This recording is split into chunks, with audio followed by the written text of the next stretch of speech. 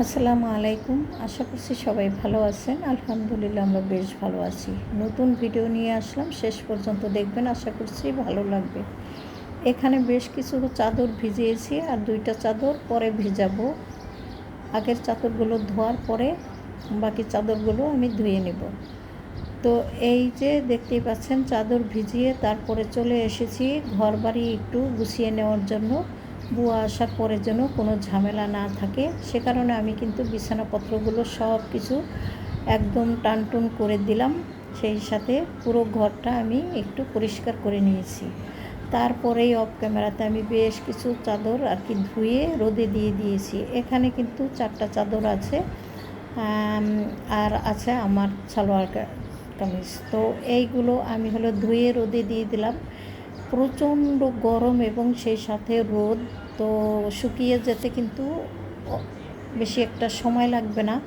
আর ওইগুলো ধোয়ার পরে আমি কিন্তু সাথে সাথে এই 2টো চাদরও ভিজিয়ে রেখেছিলাম। অফ ক্যামেরাতে আমি কিন্তু এই চাদরগুলোও ধুয়ে নেব। যে পরিমাণে গরম পড়েছে, এত গরমের ভিতরে কিন্তু একদম নর্মাল পানি খেতে আমাদের কাছে একেবারেই ভালো লাগে না। তাই আমি সব সময় চেষ্টা করি ফ্রিজে বেশি বেশি পানি রাখার জন্য। আর ছেলেরা সব বাহির থেকে আসার পরে ঠান্ডা পানিটা খেতেই বেশি ভালোবাসে। তাছাড়া এই গরমে কিন্তু একটু লেবুর শরবত খেলেও ভালো লাগে, সেই হিসেবেও কিন্তু একটু ঠান্ডা পানিরই প্রয়োজন হয়। যাই হোক, এখানে আমি আগের থাকতেই কিন্তু বোতলে পানি ভরে নিয়েছিলাম, আর আরও 1 পাতিল পানি কিন্তু আমি ফুটতে বসিয়ে দিয়েছি। তো এই পানিগুলো রেখে দেব ফ্রিজে, যাতে করে ঠান্ডা হয়ে যেতে পারে। তো পানি বসিয়েছি, আর পাশাপাশি আরেক চুলায় ভাত বসিয়ে দিয়েছি দুপুরের জন্য। এখন আমি রান্নাবান্না শেষ করব। রান্নাবান্না শেষ করে আর কি বাদবাকি কাজ আপনাদের সাথে আমি শেয়ার করার চেষ্টা করব। এত গরমে কিন্তু কোনো খাবারই মুখে ভালো লাগে না, কি খাই না খাই নিজেরাও জানি না। তারপরে ভাবলাম কি করব, বাসাতে আসলে ভেন্ডি ছিল আর হালকা পাতলা রান্না আজকে করব। তো ভেন্ডিগুলো আমি কেটে নিচ্ছি।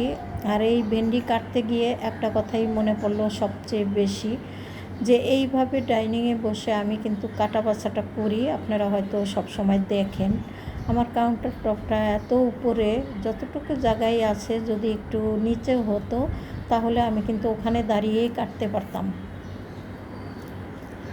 ভেন্ডি ভাজি অনেকেই কিন্তু অনেক রকম করে ভাজা করে, তবে আমরা কিন্তু আমাদের দেশে একদম একটু পাতলা পাতলা করে কেটেই ভাজি করি। অনেকে মোটা করেও কেটে নেয়, সেইভাবে করলেও ভালো হয়। তো ভেন্ডি কাটা যখন হয়ে গেছে, ভাবলাম যে পেঁয়াজও কেটে নিই। যেহেতু ভেন্ডিগুলো ধোয়া, পেঁয়াজও আমি ধুয়ে নিয়েছি, পাশাপাশি কাঁচামরিচও কেটে আমি একসঙ্গে নিয়ে যাব রান্নাঘরে। অত বেশি কিছু রান্না করব না, যা যা করি আপনাদের সাথে শেয়ার করার চেষ্টা করব। তো এখানে আমি কাঁচামরিচ কেটে নিলাম, আর এই কাঁচামরিচগুলো প্রায় 1 মাস আগে বাড়ি থেকে এনেছিলাম। দেশ থেকে কাঁচামরিচ এনেছি, কিন্তু খেতে এত ভালো। আর ঢাকার মরিচে কিন্তু একটা ঘাসের মতো গন্ধ হয়, কিন্তু দেশ থেকে যে কাঁচামরিচগুলো এনেছি, কাঁচামরিচের এত সুন্দর ঘ্রাণ এবং সেই সাথে ঝালও অনেক বেশি। তাই ভাবছি যে কোনো সময় বাড়িতে গেলে আবার কিছু কাঁচামরিচ আনিয়ে নেব। প্রায় 1 মাসের মতো হয়ে গেল আমার এই কাঁচামরিচ, এখনও পর্যন্ত খুবই ভালো আছে। তো রান্না যেহেতু করব, তেল ঢালা ছিল না, ভাবলাম তেল ঢেলে নেই। এর আগে কিন্তু একটা কাতি আর কি, একটা গ্যালন শেষ হয়ে গেছে। তো নতুন গ্যালন থেকেই এবার আমার তেল ঢালতে হবে। তো এই যে দেখতেই পাচ্ছেন, গ্যালনের সাথে কিন্তু একটা টেম্পোরারি ছাপড় দেওয়া থাকে। এই ছাপড়টা অনেকে কিন্তু খুলতে গেলে একেবারে ছুরি বটি নিয়ে নামে। আসলে এটা উঠাইতে কিন্তু ছুরি বা বটি কোনো কিছুরই প্রয়োজন হয় না, ভাঁজ মতো ধরে একটু টান দিলেই কিন্তু খুলে যায়। আমি অনেকেরই দেখেছি ছুরি অথবা বটি দিয়ে খুব কুচাকুচি করে তারপরে কিন্তু এটা তুলে। আবার অনেকেই কিন্তু এটা অবশ্যই ভালো জানেন, আমি সবার কথা বলছি না এখানে, অনেকের আমি দেখি। তো যাই হোক, আমি কিন্তু অল্প করেই তেল ঢেলে নিলাম এখানে, তারপরে চলে আসলাম রান্না করার জন্য। তো ওই যে দেখতেই পাচ্ছিলেন ভেন্ডি ভাজি, তো ভেন্ডি ভাজিটা বসিয়ে দিলাম। আর ভাবছিলাম যে আজকে কি যা সব রান্না আপনাদের সাথে শেয়ার করব, কিন্তু এমন একটা অবস্থা, একেবারে হুট করে কারেন্টটা চলে গেল, সব রান্না আর আপনাদের সাথে শেয়ার করতে পারলাম না। ডাল রান্না করেছিলাম আম দিয়ে, ঘন ডাল, আর পাশাপাশি হলো দুন্দুল দিয়ে বেলে মাছ রান্না করেছিলাম। তো দুপুরে যেহেতু কারেন্ট অনেকক্ষণ ছিল না, প্রচণ্ড গরম, তাই ওইভাবে আর আপনাদের সাথে শেয়ার করলাম না কোনো কিছু। একেবারে চলে আসলাম সরাসরি বিকেলবেলা। তো প্যাকেটের ভিতরেই সবসময় এইভাবে আমি একটু হালকা পাতলা করে গুঁড়ো করে নিই, কিন্তু কেন যেন একটা প্যাকেট কেটে নিলাম, আর সেই কাটা প্যাকেটটা একটু গুঁড়ো করতে গিয়ে এমন লণ্ডভণ্ড হলো যে কি আর বলবো, চতুর্দিকে ছড়িয়ে ছিটিয়ে পড়ে গেল। তো কি আর করার, সবগুলো উঠিয়ে নিয়ে তারপরে আমি হলো নুডলসটা রান্না করে নেব। আর প্যাকেটের ভিতরে যে মশলা আছে তাই দিয়েই আমি আজকের নুডলসটা রান্না করব। আর এই যে দেখতেই পাচ্ছেন, আমি কিন্তু আগেই পানি বসিয়ে দিয়েছিলাম, পানি বলক ওঠার পরে এখন হলো নুডলস দিয়ে দিলাম। সেদ্ধ হতে হতে আমি ডিমগুলো একটু ফাটিয়ে নেব, কেননা ডিম সরাসরি কড়াইতে দেওয়া যায় তাহলে হয়তো মনের ভিতরে একটু ভয় থাকে যে যদি একটা খোসা পড়ে যায়, আর ডিম থেকে খোসা তোলা কিন্তু ভীষণই কষ্টদায়ক ব্যাপার, সহজে তোলা যায় না।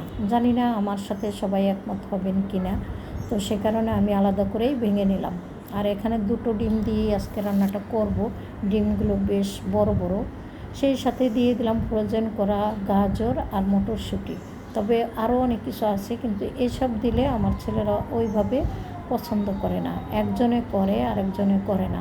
তো ওই যেজন করে না সে তো এইভাবেও মানে খেতে পারে, আর সব কিছু দিলেও খেতে পারে, তো তার জন্য না দেওয়াটাই ভালো। তারপরেও আজকে একটু দিয়ে দিলাম। মশলাগুলো আগেই দিয়ে দিয়েছি, এখন শুধু নুডলসটা দিয়ে হালকা করে একটু মিশিয়ে নিলেই কিন্তু রান্নাটা হয়ে যাবে।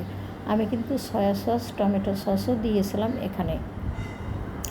আর বিট লবণ মানে দেওয়া লাগেই না, কেননা ওই মশলাটার ভিতরে বিট লবণ দেওয়াই থাকে। তো যাই হোক, বিট লবণ তো না, মানে টেস্টিং সল্টটা দেওয়া থাকে, তো এই টেস্টিং সল্টটা আর দিলাম না। আর যদি আমি মশলা না দিতাম তাহলে হয়তো একটু টেস্টিং সল্টও আমি দিয়ে দিতাম। তো এখানে নুডলস তো সবাই খেয়ে নিলাম, তারপরে ভাবলাম একটু ঠান্ডা ঠান্ডা শরবত বানিয়ে খাই। তো এখানে অল্প লেবুই দিয়েছি, লেবুতে আবার আমাদের একটু গ্যাস আছে, সে কারণে আমি কিন্তু অল্প লেবু দিয়েছি। আর চাইলে আমি এখানে ট্যাং দিতে পারতাম বা রুয়াবজা দিতে পারতাম, এগুলো আমার বাসায় আছে অলরেডি, কিন্তু আমি কোনো কিছুই দিলাম না। আর এই ছোট্ট বোতলটায় কিন্তু আমি একটু শরবত রেখে দিলাম, ছেলে যাতে পরবর্তীতে খেতে পারে, অথবা সাথে করে যদি নিয়ে যায়, নিয়ে গেলেও নিতে পারে। আর বাসায় যা আছে এগুলো আমরা এখন সবাই খেয়ে নেব। তো খাওয়া দাওয়া করেছি, এটা ছিল মাগরিবের পরে, ছেলেরা সবাই বাসা থেকে চলে গেছে, এখন আমি একা বসে আছি। তো একা বসে বসে কী আর করব, সামনেই টিভি ছিল, তবে টিভিটা আমি দেখলাম না, কেননা চাদরগুলো ভাঁজ করতে হবে। বেশ আগেরগুলো কিন্তু নামিয়ে আমি ভাঁজ করে রেখেছি অলরেডি অফ ক্যামেরাতে, আর পরে যে চাদর দুটো ধুয়েছি সেগুলো এখন ভাঁজ করে নেব অফ ক্যামেরাতে। তাই বিছানাতে এসে পড়েছি, সে কারণে আর টিভির সাউন্ড বা টিভিটা দেখতে পারছি না। তো আমি কিন্তু এই সময় টিভি দেখি এবং কাজ টুকটাক করতে থাকি। তো যাই হোক, চাদরগুলো ভাঁজ করি, তারপরে আবার টিভি দেখা শুরু করব।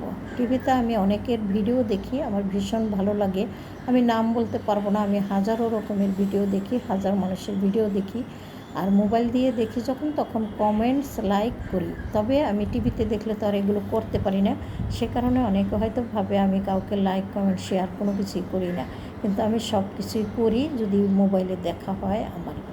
তো যাই হোক, চাদরগুলো খুব সুন্দর করে ভাঁজ করে রাখলাম। আর এই চাদরগুলো কিন্তু আমি বিছানাতে আমার পাতা হয় না, আমি হলো এই চাদরগুলো মানে হালকা গরম বা শীতে মানে আমাদের গায়ে দেওয়া হয়, বা শোয়ার সময় একটা হালকা চাদর গায়ের উপরে দিয়ে রাখি, সেই চাদর এইগুলো।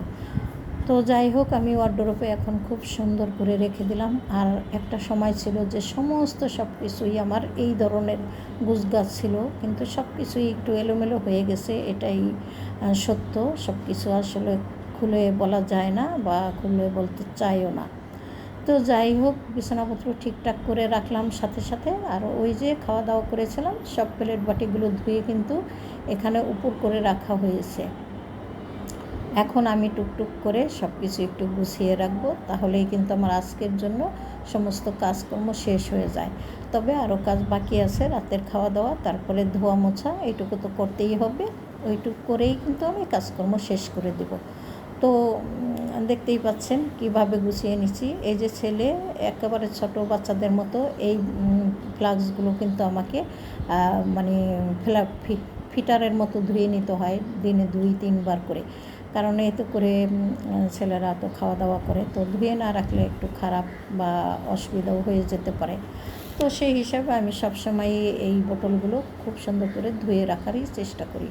এখানে ছোট ছোট কিছু চামিচ ছিল, চামিচগুলো খুব সুন্দর করে গুছিয়ে রাখলাম। আর ছোট বড় যে বাটি বুটি ছিল সেগুলো একটু উপর করে রাখলাম, যাতে করে একদম খুব সুন্দর করে শুকিয়ে যেতে পারে। আর শুকনা প্লেট বাটি না থাকলে আমার আবার ভালো লাগে না।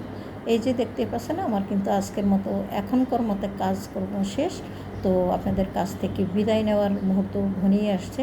ভুল ত্রুটি সবাই ক্ষমা সুন্দর দৃষ্টিতে দেখবেন। আর সেই সাথে লাইক, কমেন্ট, শেয়ার করে সাবস্ক্রাইব করে আমার পাশে থাকবেন। বেশ অনেক দিন পরেই আবার ভিডিও দেওয়া শুরু করলাম, আশা করছি এখন থেকে রেগুলার হওয়ার চেষ্টা করব। সবাই ভালো থাকেন, আল্লাহ হাফেজ, আসসালামু আলাইকুম।